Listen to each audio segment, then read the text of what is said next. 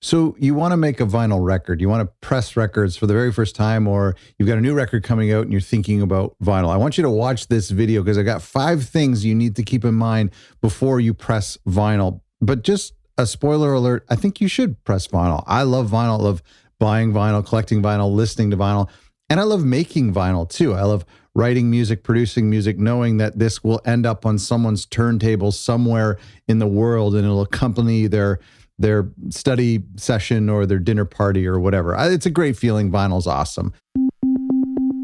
But there's a couple of things you need to keep in mind. Huge shout out, by the way, to our friends. This has nothing to do with vinyl, but a huge shout out to Lander for making all of our videos possible. They're a great digital distributor because when you make vinyl records, that's great, but also you need to serve the people who like to stream music and download music. And so I use Lander for that. You should check them out. Link in the description. So a couple of things I want you to keep in mind. Let me show you a great looking record. Look at this beautiful record. We're going to talk about beautiful records, and this is on color vinyl. I'll show you in a sec. First of all, number one is this the right decision? I just told you that I think you should make vinyl, but I don't know your situation. I don't know the situation of your artist if you're a record label or if you are an artist. You know, I've talked to some people on Label Mates in our Label Mates community and on Clarity Calls, and they say things like, I've heard that vinyl's popular. Maybe I should make vinyl. And, you know, to be honest, that's not a great starting point. Because it sounds like to me that you feel maybe a little pressure, like a little peer pressure or the music industry pressure to do vinyl. You see people doing it and you think you should. Some artists want to do it as a vanity project. They don't care if they break even. They don't care if they sell any. They just want to hear their voice on vinyl. They want to hear their music on vinyl. I get it. I've made vinyl for those. It's a great feeling. I've worked with artists who have that objective. It's okay. Vinyl can be a loss leader in the sense that you make vinyl and it gets all this attention and everyone thinks this is a really special album. And then maybe they can't afford the vinyl, so they check it out on streaming. And the opposite is true. A lot of people will download your album, give you money where the profit margins are super high by downloading the MP3s or the WAV files on Bandcamp. And that helps fund a smaller group of people who buy the vinyl. So it works both ways. In some cases, the math works when you combine streaming and digital downloads as well as vinyl sales. My point is that you should really just think about, are we sure we should do vinyl? Do we know that we have the audience? Do we have the fans that buy vinyl? Not every demographic is buying vinyl, but a lot of demographics are. When I thought it was just like the old dudes like me, well, no, it's like everybody now. I'm seeing people at record fairs of all ages, of all walks of life, of all demographics. So a lot of people are, certainly more than when I first did my first vinyl record some 15 years ago. Now it just feels like there's a big audience for it. But what about in your genre or in your subgenre or in your city or your community? Think about your fans. Are you sure they're going to support you? Okay, number 2 thing you should keep in mind before you press vinyl is start this process early. Start the process early. In fact, you should start while the band is still in the studio, while you're still writing and recording and producing and mixing the music. If you wait until the mastering is happening or even after the mastering to get quotes and to prepare who you're going to press with and what the package is going to look like, that's too late. I just think you're going to have a lot of downtime while you make those decisions. There's a lot that goes into planning for a record. You have the artwork, you have the templates from the pressing plant, you have picking a pressing plant, you have picking the features, like what is the color of the vinyl? Are you doing color vinyl? Are you splitting some color, some other cool variants, or all black or some black? Are you doing just white paper sleeves, black paper sleeves? Are you doing a printed sleeve? Is it a gatefold? Is there an obi strip? Are there marketing stickers? Are there inserts, download codes? All these questions have to be answered. And you have to look at the price of all the things. You have to make sure you and the band and the label and everybody can afford it. Keep in mind, this is all your responsibility to do before you press vinyl. Once you've worked through all of that, and that takes a long time and a lot of effort, then the clock starts ticking. So if your pressing plant says that it's going to take us 8 weeks to make your vinyl record, that's a pretty good turnaround time. It could be longer, could even be shorter.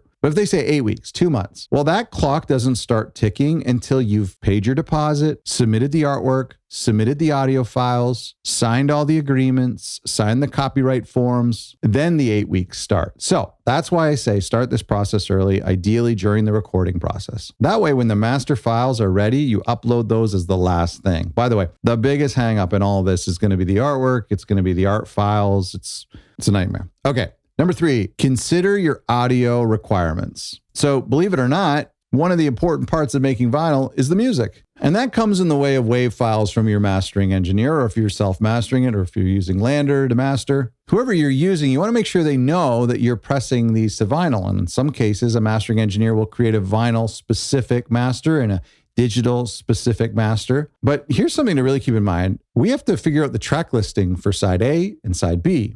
Now, they don't have to be even like cassettes do, but they do have to be under a certain time limit. I think on average, it's about 22 minutes. Some records have gone over, and it decreases the quality of the sound. It reduces the bass. It increases the noise and this distortion. I think a sweet spot for me, 15 to 18 minutes is like a nice little healthy side of a record. So you might have to shuffle the track order, or like the band or the artist has to think about that before they determine the track listing. If they know that they're doing vinyl, that might mean a different track order than what goes to digital. That's happened before. Even big bands in the 80s and 90s would do that. But ideally, the track listing is the same, and that's something to consider. In fact, when I'm making a record, I often will think about this will be the last song on side A, and this will be the first song on side B. I just think about that as a producer, as a songwriter, because I know that most of my records, all of my records go to vinyl. And so I'm kind of designing and creating for the format ahead of time. If you don't have that luxury though, you're going to need to really make sure that the album is like under 45 minutes and that we can fit tracks 1 through 5 or whatever on side A and 6 through 10 on side B. If the album is really long, then you're going to need 2 discs, and that's going to drastically increase the cost of the manufacturing process. In fact, you'll need gatefold as well, multiple sleeves, multiple labels. It's not going to like double the price of your vinyl, but it's something to keep in mind.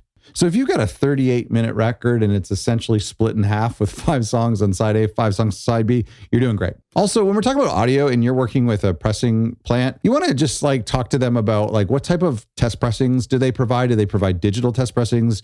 Do they provide actual test pressings? Most do, that they mail to you. Will they help you in evaluating those test pressings? Do they have a quality assurance team that listens to a few of your records to make sure everything's sounding good? Do they have some sort of AI algorithm that looks over your audio files? It's okay to talk to your rep about that. Even if you're not super familiar with it, you can ask them for help. Okay, number 4 is invest in great design. And I say invest because you might have to spend money on this. So you probably have to. Whether you're talking to a graphic designer on Fiverr who's familiar with making CD jackets or cassette J cards or vinyl packaging, working with someone who knows how to work with artists, who knows how to work with pressing plant templates. This is all a super big deal. And if you do something wrong, it's going to look ugly. And if you invest $2,000 in 200 records and they come out with a typo or no bleed or pixelated images, that sucks. There's labels, and you got to include a lot of special things on labels to make the listening experience better for fans. There's a lot to consider, and I think that's why you need to invest in a great designer. But more than that, you need to have a really good-looking vinyl package. I've said this before. Vinyl is a luxury. We don't really need vinyl. I mean, I personally need vinyl, but you know what I'm saying. If I want to hear the music, I can quickly just pull it up on my phone or on my computer on Spotify for $9.99 a month. I don't need to order a record from the other side of the world, wait for it to arrive, drop it on my turntable. It's impractical, it's expensive, but it's wonderful. It's a beautiful, intimate experience that everyone loves and is getting more and more popular. But the fact of the matter is, it is a luxury item because people today are spending $30 to $40 or more on a record. So don't just make it like a physical black circle version of the music. Make it an enjoyable experience. In fact, creating a great vinyl package is like one of the last ways that we as record labels or as artists or as creatives get to control the listening experience of the music fan. We don't get to control how they listen to our mixes on Spotify on like a low bit rate over cellular on just like the bottom speakers of their iPhone. We actually get to somewhat control this creative experience. Let me show you a couple records to show you what I mean. This is a record I've had for many years. You can see that it's like a translucent blue or kind of purpley. It's got like a marble effect, a great black and white label. The cover is like reverse board, so it feels like a craft kind of like papery feel.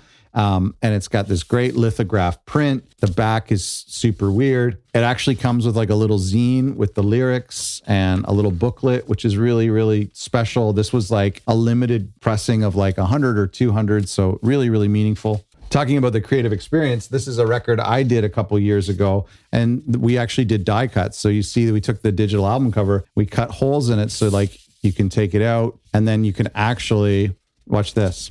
If you put this in a different way, it changes the cover to be all blue. So that was really cool. And we printed on the inside, which was like super expensive. But this is like the artistic experience I'm talking about. And we did like a kind of a blob looking thing. So this was a really special vinyl, and it cost a lot of money to make. And we charged fans a premium for it. It was a little bit more expensive than just a normal record. But we had to, because they could just listen to it on Bandcamp, or they could just listen to it on Spotify. And so if they ordered it, we wanted it to feel special, like a important artifact, or at least just some sort of luxury item that they were happy they bought. That leads me to my fifth and final point, and that is just make it special.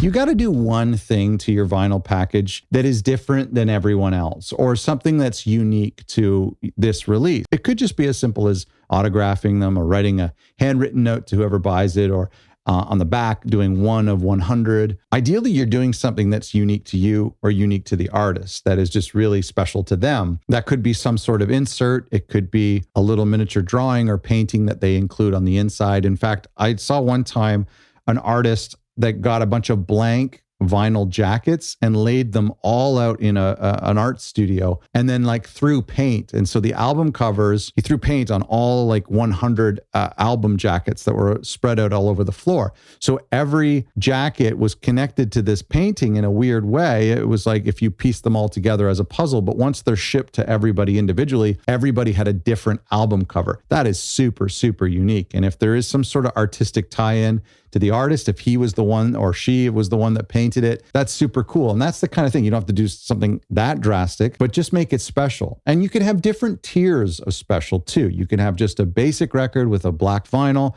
that costs the minimum amount, and maybe a special level where it's a color variant, and maybe the third level where it's like, it includes a test pressing, it includes an autograph, and maybe a 30-minute conversation with the artist over Zoom. The point is that this is a luxury item. It's an exciting item. People are shelling out a lot of money for this. And so you want to make sure you're giving them a cool experience. That's it. Make sure you're asking the right question first. Are you ready to do vinyl? Is the artist ready to do vinyl? Is this the right decision? Get started with the process early. Ideally, when the band or the artist is still in the studio working on the record. Take care of the audio. Make sure you're doing everything you can. Your mastering engineer knows about the audio, and you're considering how much time goes on each side and what songs go on each side of the record. Invest in great design. Hire a designer. Don't sleep on the design. Make this a really cool package. And finally, make it a special vinyl release that's unique to the artist, unique to the record label. Something that convinces the fan to shell out a bit of money. Something that has them put it in their collection, and then when friends come over to look at their vinyl collection, they're like, hey, let me show you this. I have a couple records in my collection that have, for various different reasons, whether they're a gift from a friend, or they're super beat up and rare and I found it in a warehouse somewhere, or maybe it's just a cool die cut project with a great gatefold and beautiful color vinyl. These are the records I like to show off to people.